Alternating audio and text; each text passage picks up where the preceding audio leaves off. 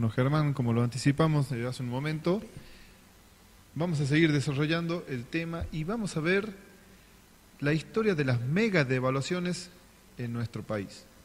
Así es, Ariel, nos vamos a basar en un documento técnico elaborado por el Ministerio de Economía, donde nos comentan que la devaluación del tipo de cambio nominal como herramienta de política económica ha sido utilizada por diferentes gobiernos en reiteradas ocasiones en la historia reciente de nuestro país.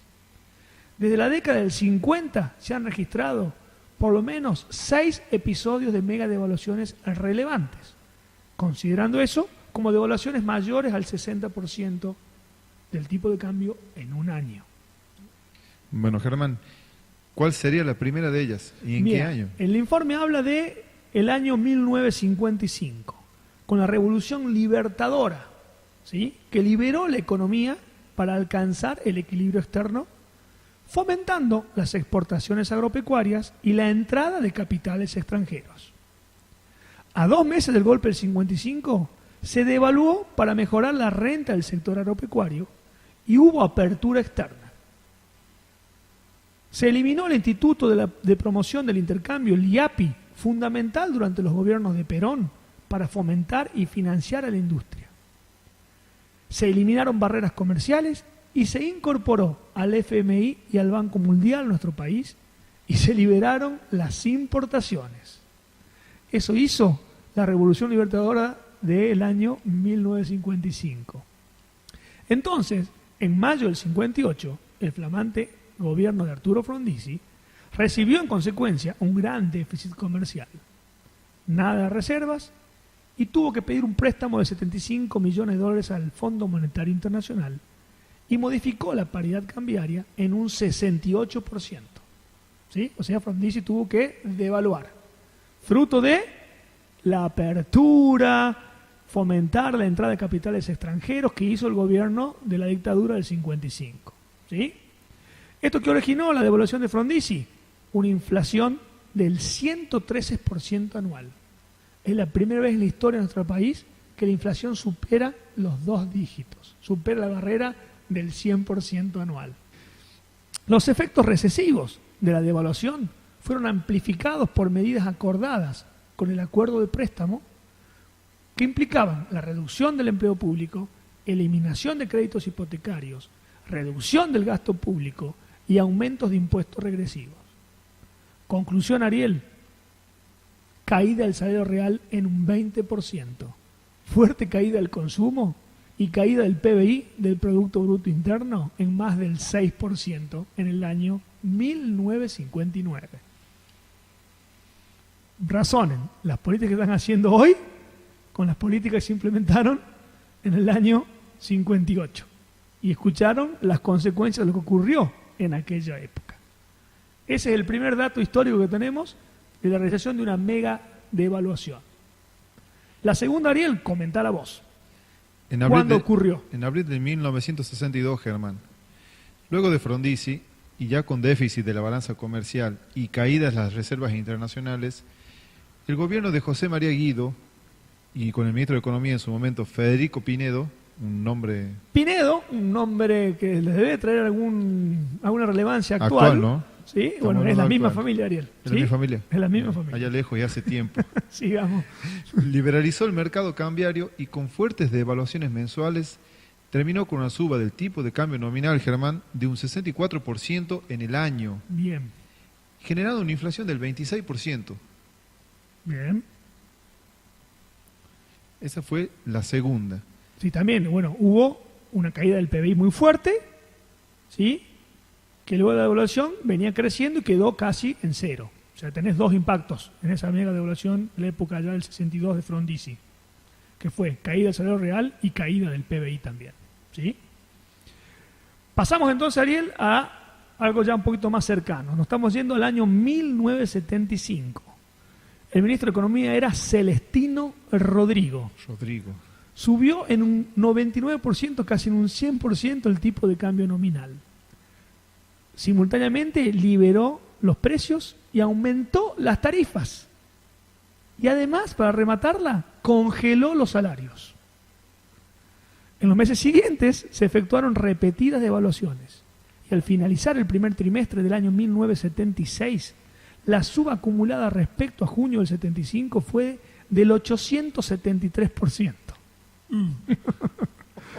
¿Qué ocasionó todo eso? Bueno, que el Producto Bruto Interno, el PBI, dejara de crecer después de 11 años y el salario real cayera a sus récords históricos de un 38%. Imagínate las implicancias de la mega devaluación. Pérdida del salario real en el año 1975, 38%. ¿Sí?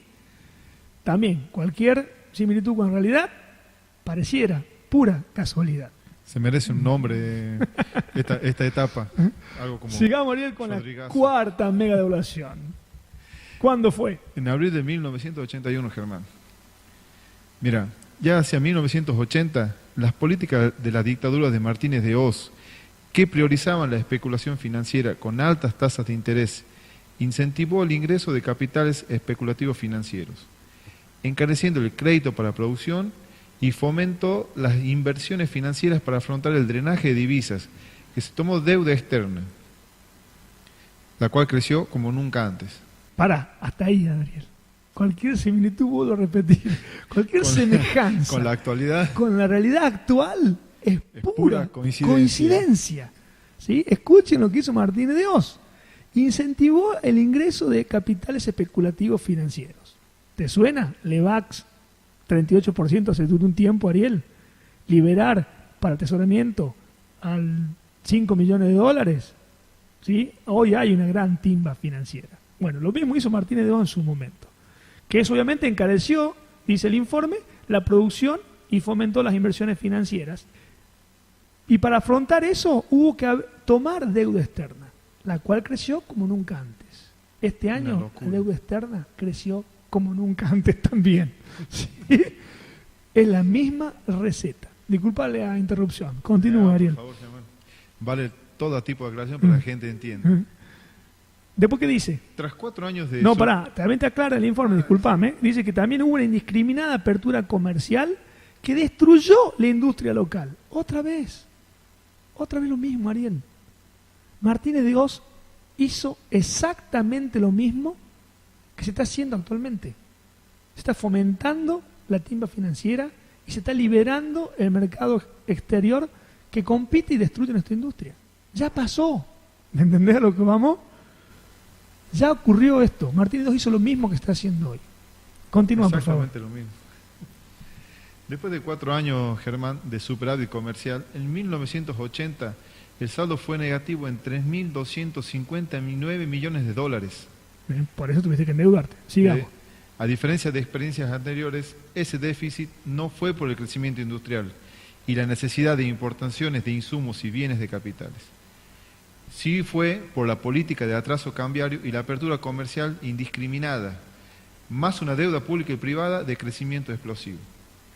El nuevo ministro de Economía, Lorenzo Sigot, comenzó una sucesión de fuertes devaluaciones el 2 de abril de 1981, hasta terminar el año con un aumento del tipo de cambio nominal en un 225%.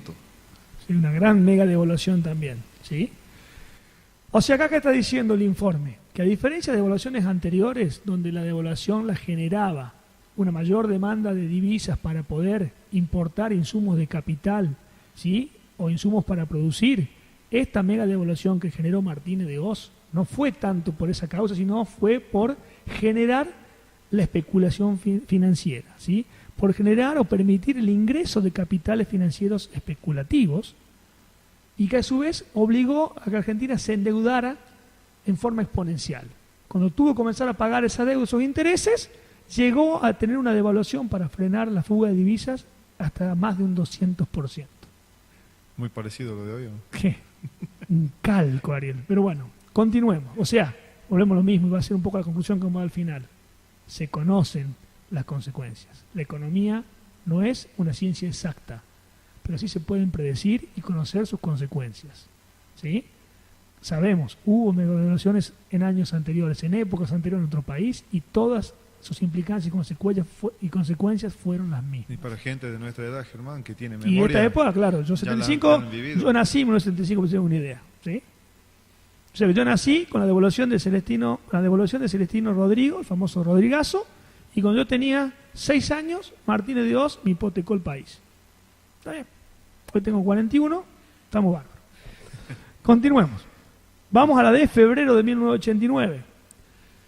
¿Se acuerdan? Hiperinflación. Bueno, entre el 83 y el 89, dice el informe, la tasa promedio de crecimiento anual del PBI fue nula. El punto de partida de la hiperinflación se ubica en febrero de 1989, cuando la paridad cambiaria subió un 61% en relación al mes anterior. Mira, Ariel, está diciendo el informe, expertos estudiosos del tema, que la hiperinflación tuvo su inicio, Ariel, con una mega devaluación. Continúo.